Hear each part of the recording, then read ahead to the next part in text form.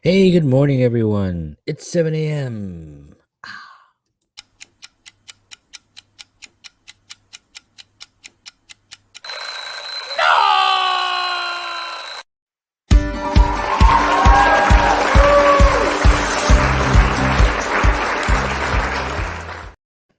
Hey, hello, hello. Good morning, good morning. Hope everyone's having a nice morning out there. Had a nice, relaxing evening.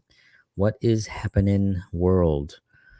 So, we're talking about something that I talk about a lot um, to myself and to others, but it's basically just kind of waiting for the right time or kind of being cautious about taking that step or a whole bunch of other things that go through someone's mind when they're trying to achieve something or when they're trying to do something that's maybe a little bit different, a little bit scary, maybe a little bit risky, and what elements are needed in order to just kind of go, and again, a lot of these things that I talk about in the mornings are sort of easier said than done, right? But they're also easily done too. And the waiting for the right time, just waiting for the right time to do something. I've had people in my on my travels that I've met that have been working on projects for years and years and years, just waiting for the right time. It's not ready yet. Just kind of just preparing it. I want it to be perfect. you know, um, I haven't found the right location. If you're a filmmaker, had someone say they was starting a band. This was, well, about 20 years at least. Starting a band and just trying to find the right musicians and just gonna wait and still hasn't haven't started a band. I mean, it's 20 years now and they still haven't done that.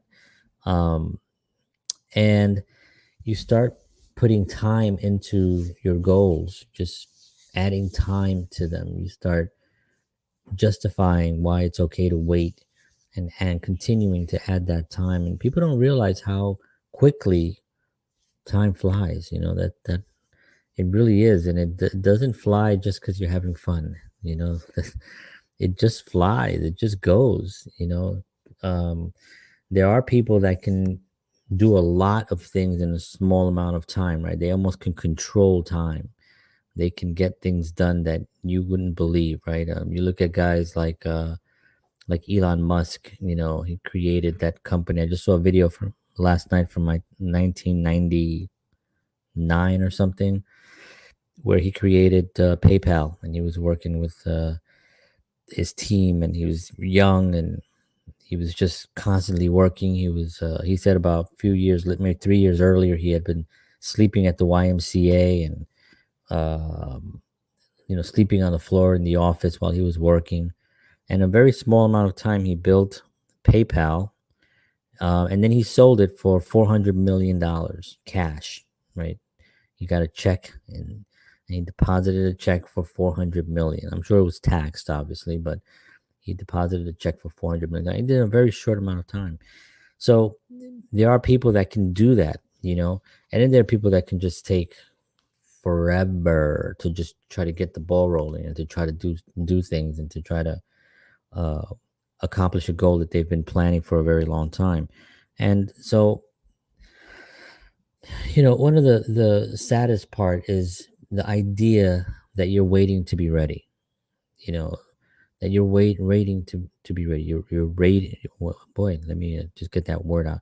You're waiting to be ready, and no one is ever ready when they're doing anything. I mean, honestly, people you can talk to, and I read a lot of biographies, and I've watched a lot of YouTube videos on influencers and people that are, musicians and actors and filmmakers and business people, and they never sat around waiting to be ready. They just knew that they had something that they wanted to do, and they went out and they tried it, and they failed. A lot of times they failed, but the idea that you're ready, that you're waiting to be ready, is such a lie that we've been told, such a invalidation of our own abilities as young, energetic people. um I'm talking to younger people, obviously, but this goes for everyone. This goes for, it doesn't matter how old you are. If you still have the energy and you still have the ability to get it done, if you're not in your 90s or something, and then that might be a little bit too late. You might have to wait the next time around. But right now, if you're able, if you're physically able to get up and to make things happen, then you're ready. Then you're ready. And yes, there is a learning thing on depending on what it is that you want to do. But you will never, ever, ever be ready until it gets done at least once. It's sort of like acting and like film. You can be in your house reading scripts, learning monologues, studying in classes, taking act, working with an acting coach, doing all these things, getting headshots and all that, um, until you get out into the audition world and get put yourself in front of people and confront that fear. You're not doing it. You're not doing it, and that is what really makes you ready. It's not the preparation and the, all that stuff is important. You want to make sure you have those skills down, but really, that's not going to prove to you that you're ready. What's going to prove to you that you're ready is getting out there. And are you 100% ready? Never. Never, because you just don't know what you're going to run into. Every audition is different. Every person casting a project is going to be looking for something different. They might look at you and be like, you know what, you're not right for this role, but you might be right for something I'm shooting next month. Or maybe they'll make a mental note into the book and say, I'm going to reach out to this person later on. So when you say you're waiting to be ready, just know that you're ready now. You are ready now. Now you may have to figure out what the next step is, but you are ready.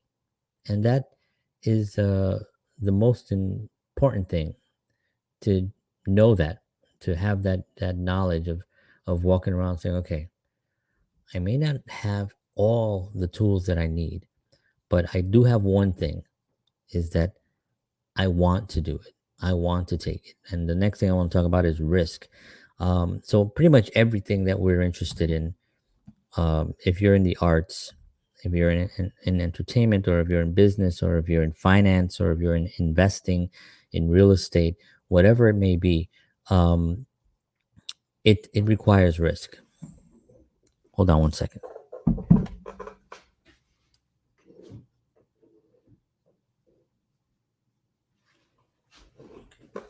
A little flickering on the side there. It's driving me crazy. Okay. So everything that we're really trying to confront, um, trying to achieve, requires a set of requires risk, right? And it doesn't matter what it is. If you want to go into business, if you want to do investing, if you want to get into Bitcoin, if you want to get into real estate, if you want to get into film, if you want to get into music, if you want to get into modeling, dancing, there's always a level of risk involved in getting into these things. Whether it be finding the right teacher, maybe you found the wrong teacher, the wrong class, the wrong group of people to be with. Um, you get cast into the projects that you're not really happy with. You get typecast early on, which, by the way, I talk about that in if you're a filmmaker, or if you're an actor. Getting typecast is actually a really good thing. It means that you did your job so well as that type of person, of that type of character. You did it so well that people want to continue casting you at that, because that's how great you did it. So being typecast is there's a tremendous positivity to it. Anyway, that's a side note for any actors out there, just, in case that happens and you're like, I can't believe it, I got cast as a doctor 4 times. What is this? This not, well, because you played a doctor damn well. All right. So taking a risk is part of life. We take risks every day, right? Walking outside these days, right, is a risk. Going to New York City, is a risk, right? With what's happened in the last 20 years, right? um, there's a lot of opportunities that are missed because people are afraid to take a risk, and taking a risk is part of what makes those huge people influencers in life, those people that have really changed life, our lives. They're the ones that took the risk, right? We're talking about the really famous individuals that have, Martin Luther King, that really changed the way we think, and made the world a better place, and did some big things. They took risks. I was talking about Elon Musk. His story is incredible, right? He had to raise some money, and there you have somebody who took a tremendous amount of risk, right? He was almost ready to close the company, with Tesla um, and SpaceX now, and PayPal, and all these companies that he developed. All of them were tremendous, tremendous risk, especially a car company. Like people were like, why are you there? We have cars, we have companies building electric cars, and nobody's really building an electric car that's going to compete with a gas car. I'm sorry, it's just not going to happen. This is what they kept telling him. He took all his PayPal money and he put it all into Tesla, where they really he almost had to close the doors of Tesla within, he said, within a week or something, or a week or two, where that was it. They didn't have any more money, and there's no other way to get out of it. Um, and he managed to create one, like a great, amazing car. And I have a friend down the block here who has a Tesla, and I've seen it, and it is, he's told me about it, what it does, and it it's unbelievable what it actually does. So risk is really part of success. You have to decide to take it. It's sort of like when you're also auditioning. um I went out to audition, and I remember, I've talked about this before, on my first audition, where it went well, but whenever a short Puerto Rican from the Bronx, who has really just a year of acting studies under his belt, goes out to audition somewhere in New York City with a pretty decent sized casting agency, there's a risk involved, right? There's a risk that I'm going to make a fool of myself. There's a risk that I'm going to forget all the lines that I had to memorize.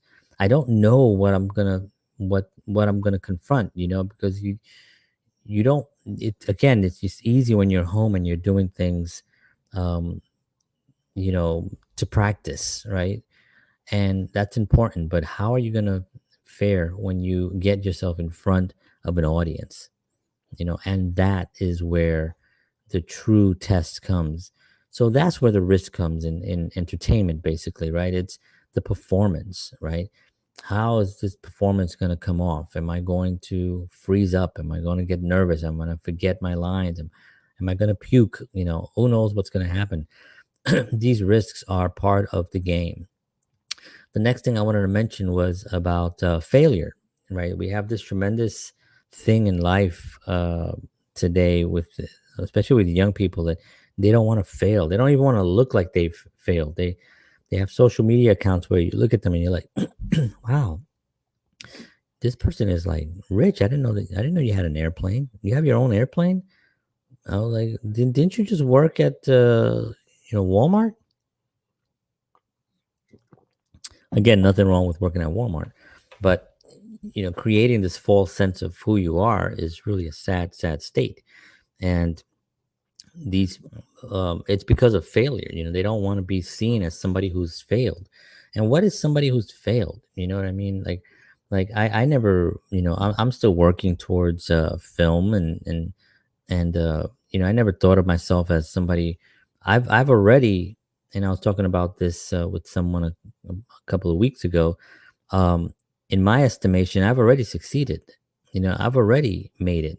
I mean, you have to think about my background and where I came from, and being in the South Bronx and having seen, murders.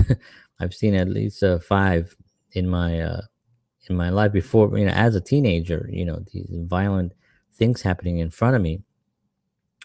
Having witnessed those things, being in that environment and getting out of that environment and finding a religion that really helped me see who my potential and find who I am, and build on that. You know, finding bandmates and creating a band and playing music and playing in front of people and recording records and hearing your song on local radio, and you're like, oh my god, that's so freaking cool. Then getting into film and being on a film set and going on auditions and being in film festivals and getting praise for your films, and getting married, having children, moving to a nice area here in New Jersey, and continuing to plan on what the future is, and coming up. That's success to me. I have success. I'm still shooting films.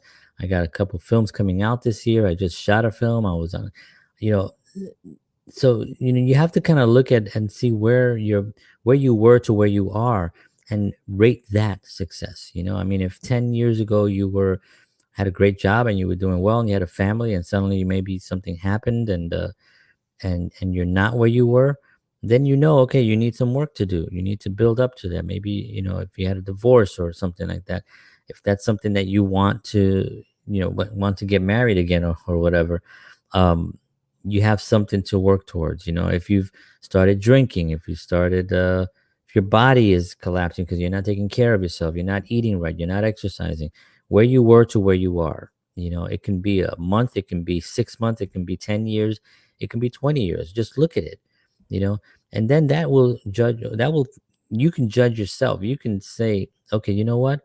I used to be this and now I'm this. That's more success. I'm successful, and then you just build on that, and you build on that, and you gain more confidence in that success. And that really is the how you combat failure. Don't look at failure. Don't look at that. Look at what you've accomplished within the time that you've been doing whatever it is you wanted to do. Look at that time. Are you doing better or are you doing worse? You can judge your own situation. You don't have to look at, and you can look at it as simple as just auditions. Last year I went on 10 auditions, right? Because of the pandemic. This year I'm planning on going on 50 auditions, right? um just look at it that way, because failure is really not your failure. Failure is the what you think others see in you. That's what really creates the fear of failure, right? It's not your failure. It's what you think others are seeing in you, right? Because no one really knows what you're going through, right? Now, if you go on Instagram and you see someone with lavish clothing and these big with in front of airplanes and inside fancy cars and stuff, and you look through their feed and they have this tremendous beautiful life. I mean, are they successful? They look pretty successful. I may not know all of them, but they look pretty successful. How much of that is legitimate? I don't know. I don't know. But why are they doing it if they're not as successful as they are claiming on their social media platforms? Why are they doing it? Because they don't want to be looked as someone who's not successful. They don't want to look at somebody who's failed. They want to be looked at as somebody who's successful. And that, if you really buy into that, there's a company right now that you can actually pay. I don't know how much it is, but you can pay them and they will drive you to a private jet. They would photograph you in front of the private jet and inside the private jet with champagne and food. They would dress you. They had a makeup artist that will get you, if for females, and then you get brought in a limousine, and they make videos of you pulling up to your private airplane, coming out and just walking into your private. There's a company that actually does this, and you think about, unless you're doing it as a joke, and you're doing it because that's kind of, I think that would be hilarious to do that. But I don't even I don't even think that, actually, I don't even think that's really hilarious, to be honest with you. I can think of something much funnier than that, to spend money on. But people are doing this, and they're doing it because they really just want to be something that they're really envision as being, how what success is. They're measuring success by materialistic things, and that's where the failure, really overtakes a person, is that fear that someone is going to look at them and not think they're successful, and not think that they are what they want to be, and they want to be it so badly. I mean, there are people out there that are just like, man, I'm supposed to be famous. I should be rich and famous, and I should be making movies, and I should be singing and dancing and directing and writing. And I don't know why it's not happening. It's probably not happening because you're not working towards it. But pretending is definitely not going to get you there. I'm very open when it comes to what I'm currently working on and when I'm not working. And I think it frees me up as an individual. It frees me. It makes me feel like everything's on the table. I'm free to just be me and to just work towards things that I'm passionate about. And if they work out, cool. And if they don't work out, it didn't work out. I'll just move on to the next thing. Um, but holding on to that fear is really damaging, and I talk a lot about it because it's really the one thing that, if you can push away that and be like, you know what, and I do this sometimes when I go on auditions, look in the mirror. I do that. I'm kind of corny that way. I'll look in the mirror and I'll just look at myself and I'll be like, you know what, this is what I got, right? Because no matter what I do, look at these eyebrows. I mean, these things are monsters. These two eyebrows have their own social security numbers, just so you guys know. And I got this hairy thing. I had this really long. I don't know if you guys remember, but and then I got, my hair. Hair. This is what I got in hair, in the hair department, right? And it's cold in this side of the house, so I always have to wear these hats. But that's what I got, and I look in the mirror and I'm just like, you know what, this is what I got right now. This is who I am. And they called me in based on a photo of this and based on my work, my resume. So whatever happens, I'm walking in as what they already know that they saw. And if they Google John Henry Soto, they're gonna come up with a bunch of stuff, and they're gonna say, okay, I know what this guy does. He does this, he does that. It's very, very obvious. And it's all on the table. So I have nothing to hide. I have nothing to be worried about. And this is what I actually literally say to myself in the mirror, sometimes, just to get myself relaxed, chilled out, and be like, okay, this is what I got. I know my lines. Hopefully, I know I know the character a little bit just from whatever they gave me. And now I'm just gonna run out and I'm gonna do it. I'm just gonna do the best I can. And if it doesn't work out, if I on to the next. I don't hold on to it. On to the next. I used to hold on to it, but I've learned that it doesn't work well for the next thing. If you bring that with you, because now you're carrying baggage of things, of failures and stuff. And even if they worked, I don't hold on to them. If I shot a film and it went really well, this weekend I shot a film. I was on a film set. It was fantastic. I had a great time.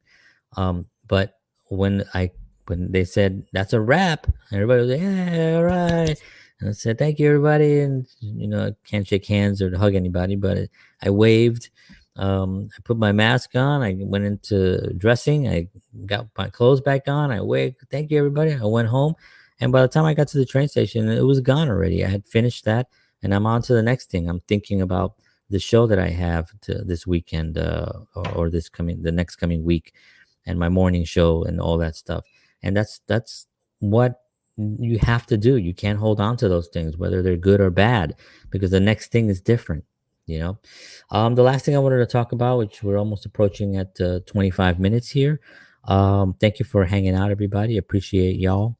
Um, is to have fun because we spend so much time worrying about what we have to get done and what we have to do and how we're going to do it and how are people going to see this and is this going to work and what platform should I use and should I spend money on Facebook ads and should I put it on Instagram and should I get an Instagram account and should I and all these things that we're constantly bombarding ourselves with to try to get to that level. And then a year can go by, 2 years can go by, 3 years can go by, and you may have some success there, but you look back and you're like, man, you know what?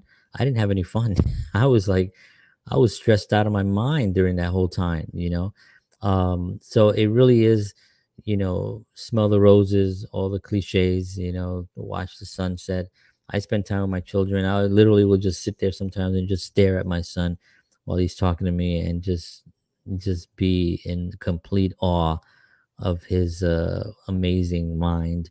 And my daughter just coming to me and telling me stories. And my daughter and I, we signed up for tap dancing. uh I don't tap dance, and she dances, but I don't tap dance.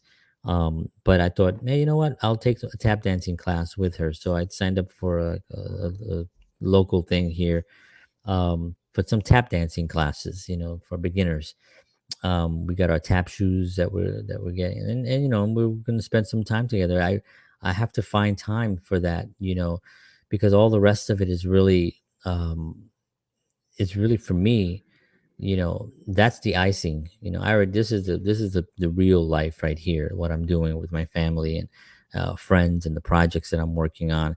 But you have to have fun. You have to find moments of fun. Call up a friend that you haven't seen in a while and have a conversation with them, and meet somebody for coffee, and really get out there and enjoy yourself. Enjoy the journey. The journey is really what it's going to be all about. When you look back, you're going to remember the journey. The successes are wonderful, but the journey is really where the joy, you can find a lot of joy in that journey. So enjoy it. All right, folks, thank you very much for tuning in. I appreciate you all. God bless you. Take care of yourselves. Make today great. Do the things that you love and take care of each other. And I will see you all tomorrow morning. Tomorrow is Friday already. Wow. Amazing. Week went by pretty fast. We will see you tomorrow morning. Thank you so much. God bless you all. And as always, peace.